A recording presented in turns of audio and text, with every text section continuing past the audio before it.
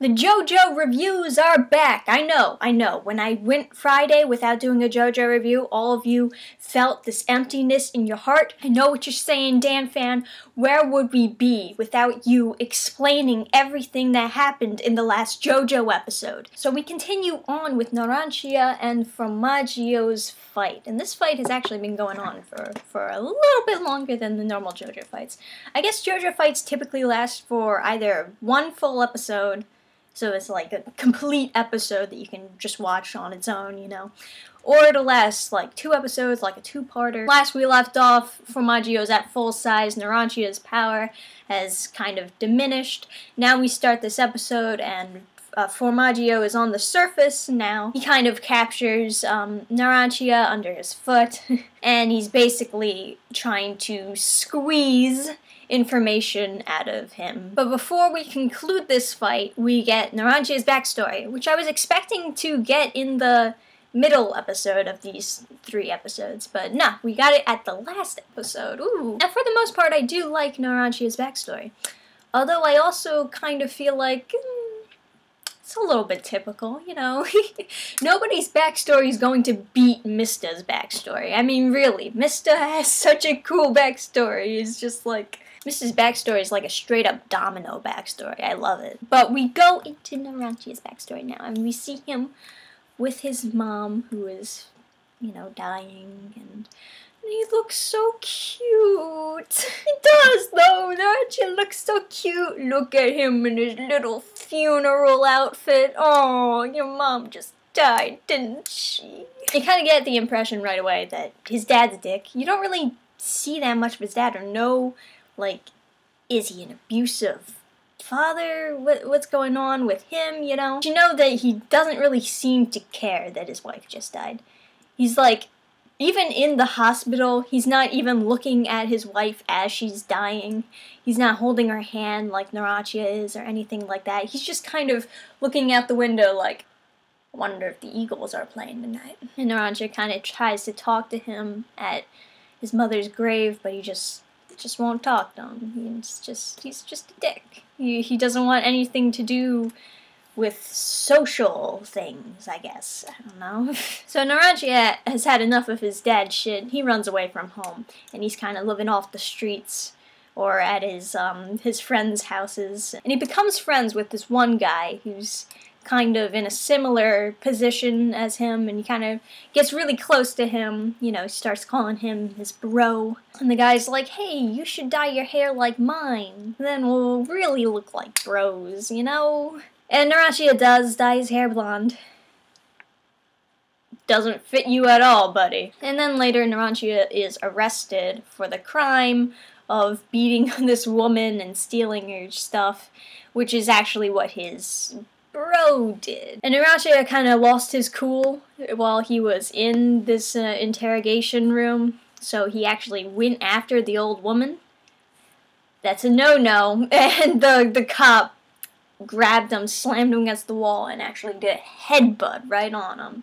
Instant black eye. So he goes to juvie for 1 year for something that he didn't even do, and his black eye never heals. And I guess they weren't really giving him any medical treatment. So his eye gets infected, it never actually heals by the time. For a full year, it never heals, and he comes out of juvie still with the infected eye. And everyone kind of knows his story, because this bro, my dude over here, blabbed about his whole life. And everyone sees him with this disgusting infected eye now, and they think, oh man, he's dying of the same eye disease that his mother died of.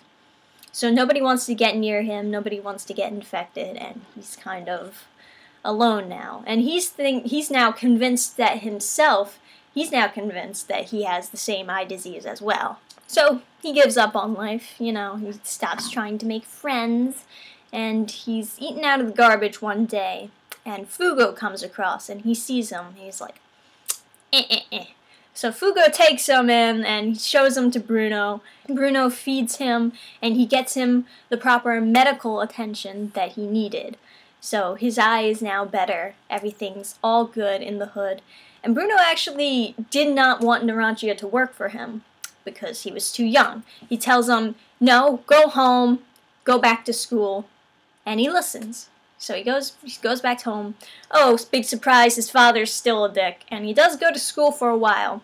But a few months afterward, he decides, you know what, fuck that. I'm gonna, without Bruno telling him, he goes to one of the capos and he passes the test, and that's kind of how he gets his stand and everything. And then he eventually went under Bruno like he originally wanted to. So at first I thought he was just, you know, acting like a kid and that he was actually supposed to be older than he seemed, but no, he really is pretty young. It says in the flashback that only like 6 months had passed when he finally, you know, signed up to be part of this thing, and he was only a teenager when Bruno saved him. 6 months? It's hardly any time at all. He's still basically a kid. But the flashback never really explains how he went from dressing like a cute orphan boy to dressing like this. Guys, you know you look sexier in suits and uniforms, right? I don't know if this is new knowledge, but you look better in the nice clothing. Look at that hat. I wanna dress my boyfriend up like him in this funeral outfit. Not for a funeral, just because it looks nice. It looks like Charlie Chaplin. Little orphan Charlie Chaplin over here. But we go on to your regular scheduled programming.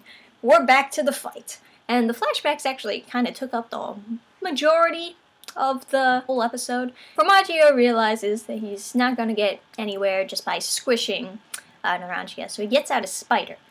And he actually has the spider in a bottle, and he traps Narancia in the bottle. And he's like, well, spider venom is going to paralyze you, and then it's going to melt your insides and eat you. So, you better tell me something. It's actually kind of funny to me because as he's fighting the spider, it still feels like a anime-ish fight, even though it's just a spider. I mean, while he's fighting the spider, he like gets out a shard of glass from his pocket and stabs the spider, right? But this map falls out of his pocket, and Formaggio sees that. He lifts it up, he's like, oh, well shit, I guess I don't have to worry about making you talk anymore. I mean, really, the first thing Formaggio should have done when he was tiny is search his pockets. Because you think about it, he was in the other pocket of Narancia before. All he had to do was switch to the right pocket, and he would probably find that map, and he could just take it and leave. Well, I know that'd probably track him down before he could actually leave, but it's just a point.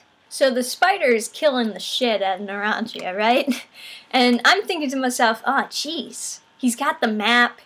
Narancia is dying. He could just leave now. Is this really where the episode goes? Narancia dies and Formaggio just like finds out where they are? No, of course not.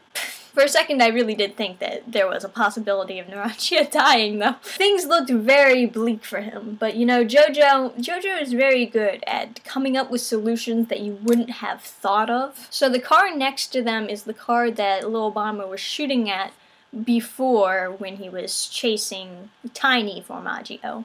And when he shot at the car, he actually shot the gas tank. So basically, while Narancia has been dying from the spider, a small fire was starting, and it lights up the gas tank, and the car explodes.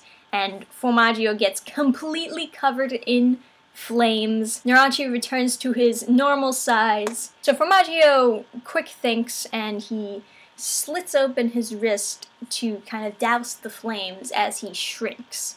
And he starts hiding, and because there's so much fire around, Narancia can't really track his location because of all the CO2 in the air. So he just kind of figures, you know what, if I can't find you, I'm just gonna set the whole street on fire. It's not an efficient solution, but it does pressure Formaggio to come out of hiding, and he does. So the two of them have this kind of Mexican standoff going on, and Formaggio is pretty confident because he's like, you know what, my stand is faster than yours in this distance. And they both fling out their stands, and, you know, Narancia just shoots at him, and he's down for the count. Mission failed. All of the supplies and money have been burned.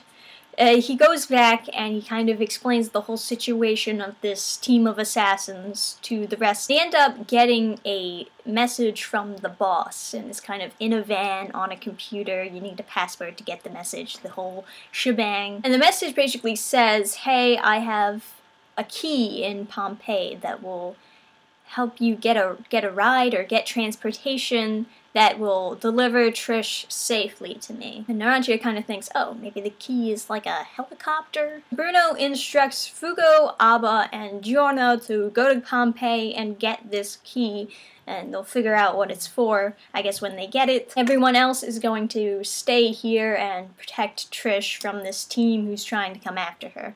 I don't know if they're gonna go out again and try to get the supplies for her, because I'm imagining she's gonna be pretty bitchy if she doesn't get her teen magazines. But the next episode is probably just going to focus on the 3 team we got here going to Pompeii and getting this key to whatever it is. Might be a helicopter, I don't know, I didn't read the manga series. They also mentioned for a moment that Trish might have a stand, which I kind of assumed she had a stand. I mean, you can't have a girl that cool and not have a stand. But the reason, of course, being that the boss has a stand, so naturally she'll probably have a stand, and that's probably how the boss knows that she's his daughter. And the team of assassins kind of thinks that they can use this stand to find out where Trish's father is. I'm not really sure. We'll have to see what her stand is when we get there.